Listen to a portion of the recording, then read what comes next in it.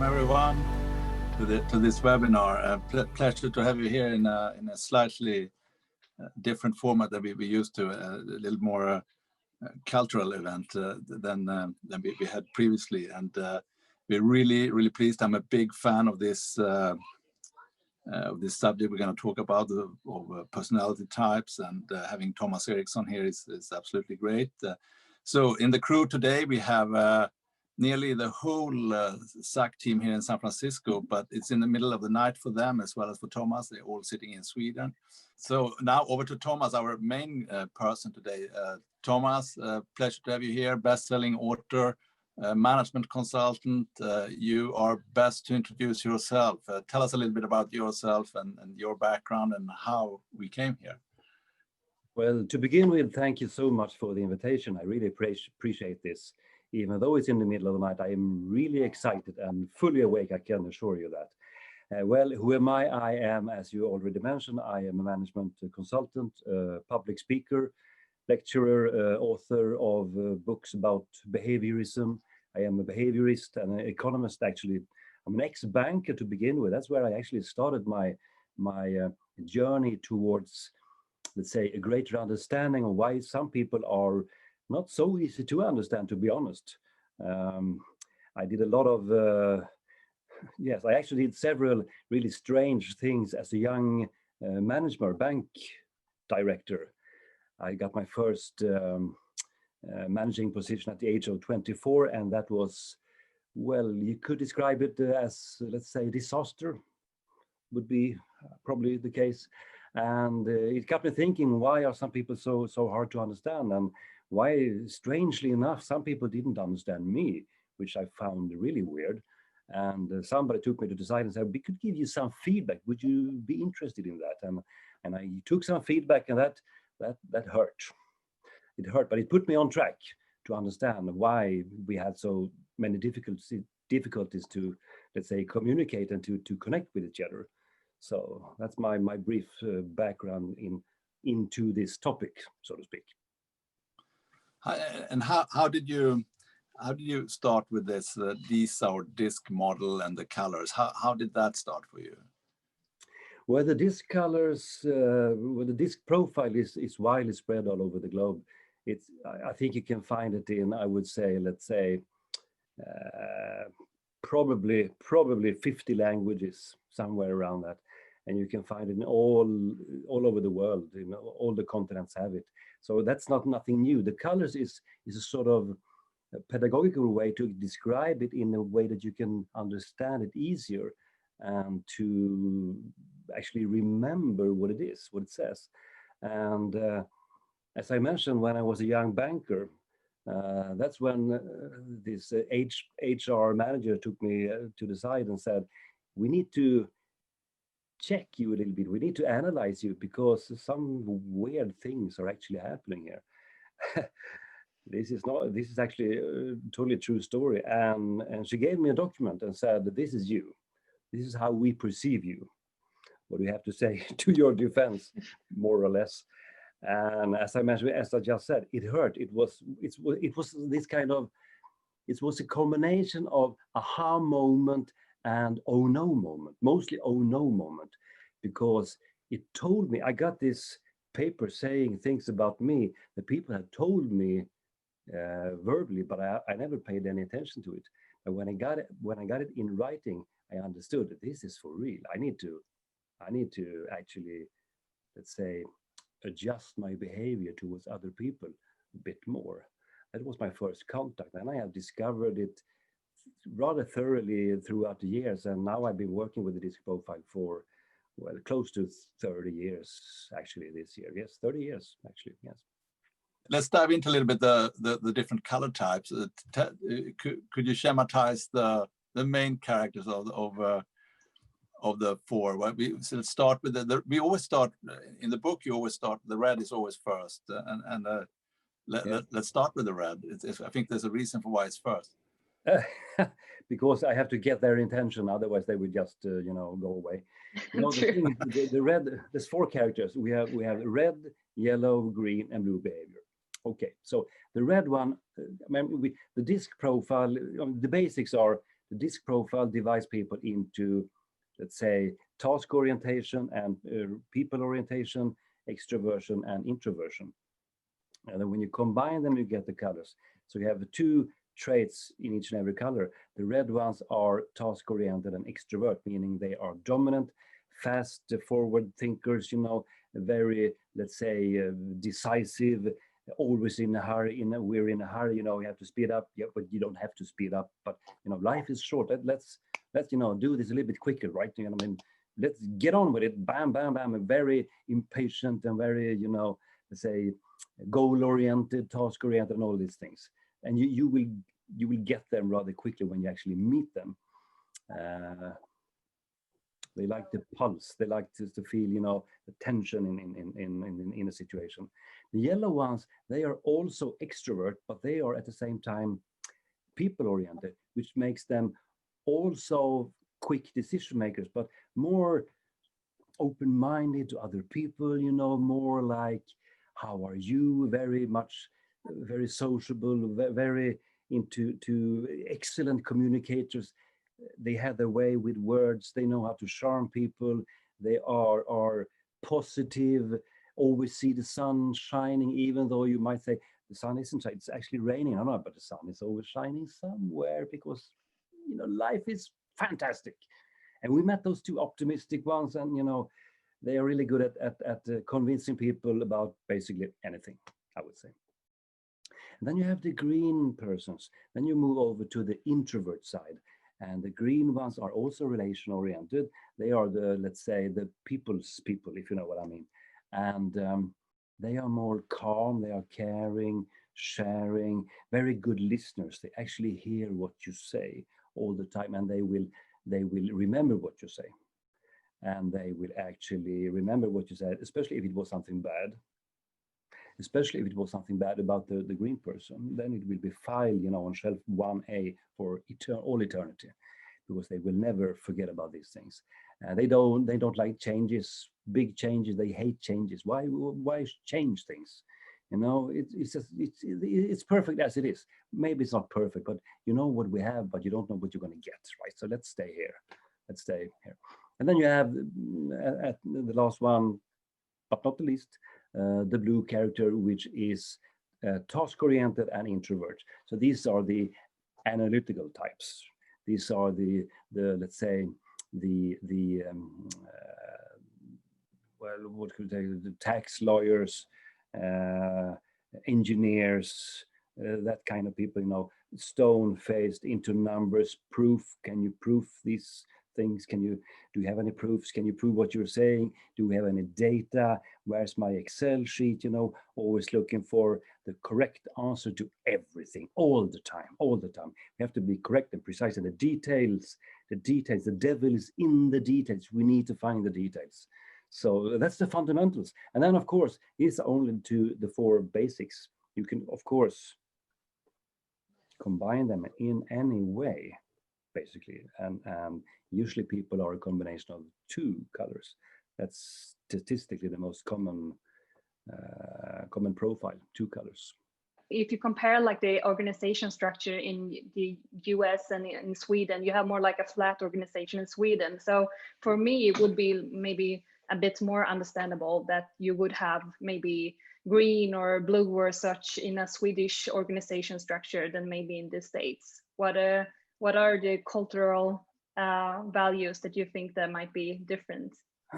Well, the cultural values, we could talk about those for an hour or so, only those things, obviously, because on top of the four colors, let's say, I mean, people are, okay, if you take the basics, the fundamentals is like this. Statistically, we have equally as many red, yellow, green, and blue people in the States, in the US, as we have in Sweden.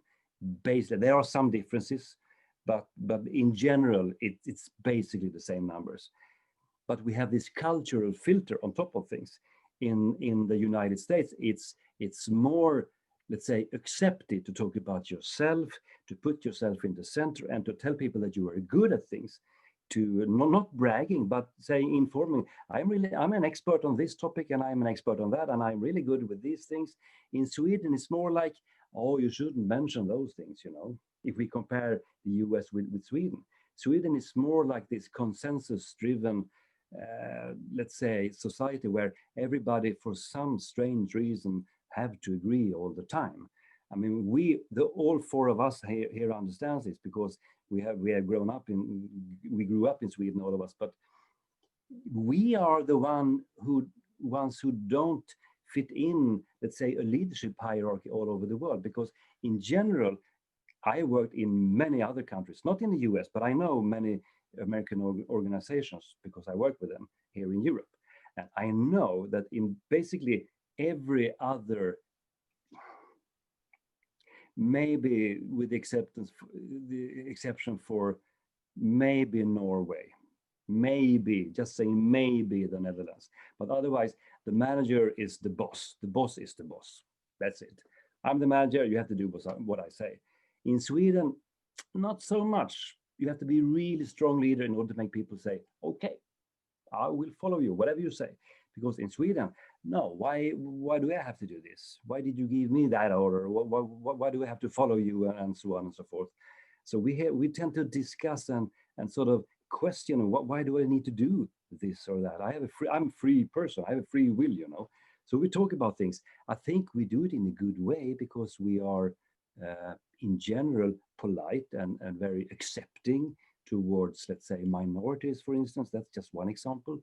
So I think we do it in a really good way, but some things take longer because we have to discuss everything and feel that we are, let's say, we have to agree on things. Would you agree, all of you? I think it's a very interesting discussion. I definitely see myself in the thing you say about like not accepting that someone is the boss, like the boss is the boss. I'm definitely a person who thinks like I could go anywhere myself, and like it's not the hierarchy that I see in the US when I've been there. And I think it's interesting to see like how the colors are kind of affected by this, because I don't know, even if I can see myself as like a little bit like red and or very red and jello sometimes, like and having that dominant bossy style, I still don't have that, like, I don't know, that way of seeing how it should be in the workplace. I mean, I worked my large part of my for the last 25 years in German and French culture before coming here to the US, and I always felt like a total outsider because I was exactly like that. I asked why are we doing this? It was very difficult to just take an order for an order. And then I haven't worked with Swedes for a quarter of a century. And then this summer when I started this job with the chamber here, now I'm mainly speaking to people in Sweden and Swedes, and it's such a relief. It's so easy. You mentioned France. I was actually working with this French company for some 8 or 10 years ago, and I was trying to teach this French. I mean, in France, the boss is, well, maybe not God, but maybe God's deputy. He's sort of, the hierarchy is really, really strong. Same in Germany, right? Mm-hmm. And the thing is, so I tried to, he said, why are you, because he felt we were a bit more efficient in the Swedish part of this organization, because the consensus made the discussion, where we took the discussion much earlier in the process, so to speak, which meant that actually the Swedes questioned things and said, we need to discuss this. But when we had agreed on things, then we were sort of up to speed pretty good. And he said in France, people agree and say, yeah, okay, let's deliver and let's do this and let's do that. But afterwards, they did the wrong things because nobody mentioned, let's say, the errors in the process or whatever. So he said, can we learn some things about the Swedish method? And I said, well, you have to be open-minded. You have to listen to your staff. You have to show them that you are available for them. So in one meeting, he had this room in this sort of glass room in the middle of the room, in the two steps up. So he was sort of sitting there in sort of aquarium looking down at all the employees. It looked really weird, to be honest. You wouldn't see that kind of office space in Sweden. And then in one meeting, I had prepared him, say, you have to tell people that you are willing to listen to them. So he said, looking at me, okay, I would like all of you to know, in France, in French, of course, that my door is always open to you. And then he slammed it. He shut it, bam, and then he went on and picked up the phone. And I sort of, did he see what he actually did? Did he notice what happened? And everybody is looking like at him like, what was this? Ooh, this is really strange. He said something, but his actions was obviously the same as usual. So it's hard. Let's take a look at this profile. Let's say in most countries, except from Sweden, where I have been working, usually the management are task oriented, meaning they are red or blue, actually. Red or blue, or red and blue, or blue and red. They are task oriented. In Sweden, you can be a manager regardless what colors you have. You can be green or yellow or whatever and still be a manager. Again, please let me emphasize this. I am not talking about good leadership or proper leadership or let's say adjusted leadership towards any certain situation, but only that you are sort of evaluated in a higher way depending on who you are. I mean, you are more accepted as a manager in Sweden regardless of your colors, but in most other nations you have to be more task oriented. But the thing is this, when you look at the data, the differences aren't big between the US and let's say Europe, but we can see some differences. And the differences is that we have more extroverted people in the US than we have in Europe, meaning more red and yellow types in America than we have in Europe, but definitely in Sweden. And then we have more green and blues, meaning more introverts here over on this side of the Atlantic Ocean. And that is, the difference isn't extremely big, but we can see a couple of percentages that you can see it, you can identify the difference. But the question is, why is that? Well, my theory is, who jumped into the boats in, let's say, the year of 1895 or 1900 because of people were starving in Europe? Sweden was a really, really poor country 120 years ago. We had nothing. Exhausted from wars, very, our kings were fighting and battling all over Europe. We had nothing, no food, no nothing. So 1 million Swedes were immigrants in the US, and who put themselves on a boat, bought a ticket without knowing where he was heading or what he should meet, or taking his family into, well, who knows, built on rumors. We couldn't email each other, we couldn't log into, let's say, Facebook and see what's happening over there, because they had some uncle who left 10 years ago and he sent one letter saying it's okay over here. Was he honest or did he lie because he didn't want to look like a fool? But who jumped into the boats? Well, probably the action-oriented people, meaning the red ones and the yellow ones. And who stayed put, still starving? Probably the thinkers and the more passive personality types. Again, not saying either is good or bad. That is not what I'm saying, because you need both to build a society. Again, I need to emphasize this. But the passive types stayed home, so to speak. So, and the disc profile and the personality, let's say, that you achieve as an adult, it's let's say, partly built on your DNA. You inherited some things from your parents, but then the culture and the environment affects you much more than your DNA will do. That is what the scientists can agree on so far. But we can also see from the data that we are sort of meeting each other somewhere in the middle. We are getting closer and closer, even though we are talking, let's say 0.1% each 10th year or something like that. But it is interesting to see how we are developing together back. So we will finally, in 100 years or 200 years, we'll probably be the same all over the world, because it sort of flattens out the distribution. I see that Swedish generations change. I mean, I've been away so long from Sweden, so I was kind of sporadically going back. But when I see people like Saga and Cecilia, I see that it's a total different generation than when I grew up. And I think it's the globalization with, we all share the same media and social media. And so I think we, as you said, becoming closer to become the same slowly. Slowly but surely, yes. And that is probably, well, it doesn't matter what we, the four of us, think. It is what it is.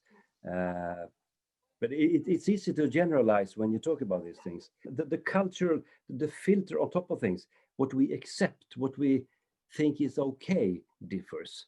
And when it comes to, when we talk, we usually talk, even here in Sweden, we say that we need consensus. We need to get along, to agree on everything. But the problem is that beneath the surface, we don't agree. We have as much different kind of opinions as anybody else, but we have accepted the fact that we actually shouldn't talk about it as much as you might do, let's say in France or in the US or wherever. But you have one good point there, Mats, and that is our grandparents, my children, they will be different than my grandparents were. So we can see a change when it comes to behaviors.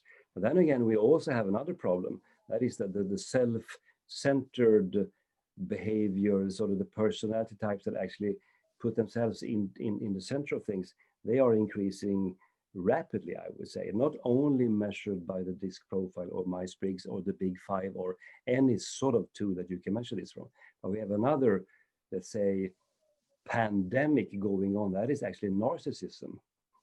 Yes, to be honest, which gives people more the feeling that I am entitled to put myself in the center of things because I have heard that I'm a really excellent person.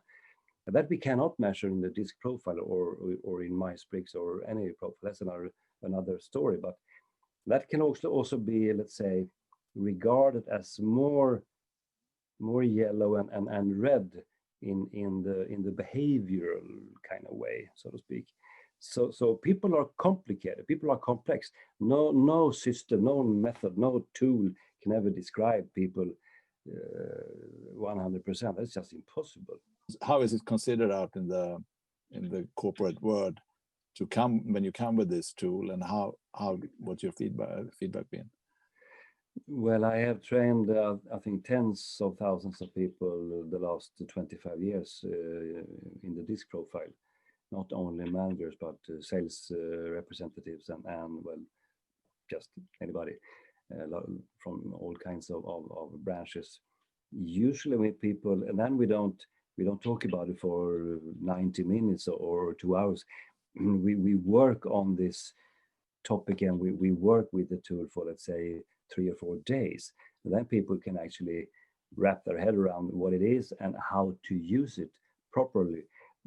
But I mean, nobody's ever said that a tool, if it's Myers-Briggs or Big Five or the disc profile or any other tool, I have never heard anybody, a professional person, saying this covers everything. That would be a lie, obviously, but it can give you a really solid ground on how to let's say, how to learn how to interact and how to adapt to other people. The people are different, and I think the point for me to work with these things is that we can learn how to talk about how we talk. Usually people, they act the same way towards everybody because they forget that the receiver of the message is differs between who they are and what they think and what they value and so on. I mean, I met a lot of people saying, it's so strange. I did this presentation Monday morning. Everybody applauded me and said, "Ooh, hurrah, really good, perfect, let's do this." And in the afternoon, I did the same presentation and they just hated it. What went wrong? I was the same in both meetings. Yeah, that's the problem. You did not adapt, and we have to adapt. You shouldn't violate who you are. You shouldn't violate your own personality, but you have to adapt. Otherwise, you're just going to kill yourself to begin with. You cannot cooperate in this world without adapting in some way at least. You mentioned something interesting in the book, and it's a side note, but it maybe applies more to Swedish society. I don't know, that but people drink alcohol, the colors shift around. Yeah, that is very interesting. Very interesting. Yes. Well, I observed this on this company. Well, it was actually sort of a customer event that actually, when the customers went home, there was more wine left than it should have been. So this party started, and I saw this controller dancing on the table, you know, drinking champagne out of the ladies' shoes, and I said, "Wow, this guy is really cool." And then I went into the office. It was a new working space for me, new office totally. And he was sitting in a corner, staring into the wall, more or less, saying absolutely nothing. He was so introvert. And I asked the manager, "What is this?" Yeah, he does that all the time. He sort of changes his behavior in the opposite direction. And then I started to observe. And it actually, of course, this is, of course, a really heavy generalization. I understand this. But it's interesting because I have this friend who is super yellow and fantastically enthusiastic and whoa, everything positive. But when it comes to, you know, let's say New Year's Eve, he sits, he leaves the group, he leaves the party and sits out there on his stairs and thinking about life and death and why are we on this planet, you know, and considering what to do and why hasn't he done these things before. Really, really philosophical and depressed, which is more like blue, actually. Like during this, the lockdown that we are experiencing right now. We can take a look at the colors. I mean, the coronavirus, the COVID-19, all these things, that's bad. Let's not go into that too deep. But the thing is, the virus is what it is. The virus doesn't care about your colors, but lockdown will affect you in different ways depending on who you are. Because I know a lot of IT guys. I have this old friend from school who is managing a team in the Swedish company called the Tetra Pak, who is making, it doesn't matter, producing things. And he has this team in, I think it's 35 different countries. And they are sitting like we are doing now. And for the first time in history, they are enjoying their work because they don't have to go to the open office landscape and listen to other people chatting and talking and distracting them. They are working from home and more efficient than ever. But it's the only people I've heard, because a lot of people who are the yellow ones, they are hurting right now. My God, they are hating this isolation. They have trouble coping with the situation because they can't be spontaneous and knock on somebody's door and say, "Hey, I'm here." They can't go downtown and, you know, and let's say go to restaurants and have parties, which is all what yellow people are about, to have fun, actually. They can't, so they are suffering really, really bad now, I would say. And they hate this. And I think we're going to see some let's say, well, how should maybe not mental illness, but the psychiatrists and psychologists, they will have a couple of things to deal with after the lockdown is over, because people are suffering. All people who are relation oriented, everybody who likes the pulse, who are extroverted, they need to be out there because we are sociable creatures. The only one who are not extrovert or people oriented are the blues. Thank you so much, everyone. Thank you, Thomas, for taking time here in the middle of the night. And thank you, Cecilia and Saga. This was great talk. I mean, we could talk forever on this. This is so fascinating. We're very happy to have had you here. We thought it was very fun, and I thought it was very interesting myself. So I hope you enjoyed too. Yeah, thank you for the opportunity to discuss. It's been great. Thank you for the invitation. Thank you for everyone listening in, and have a good evening here if you're in the US. Bye-bye.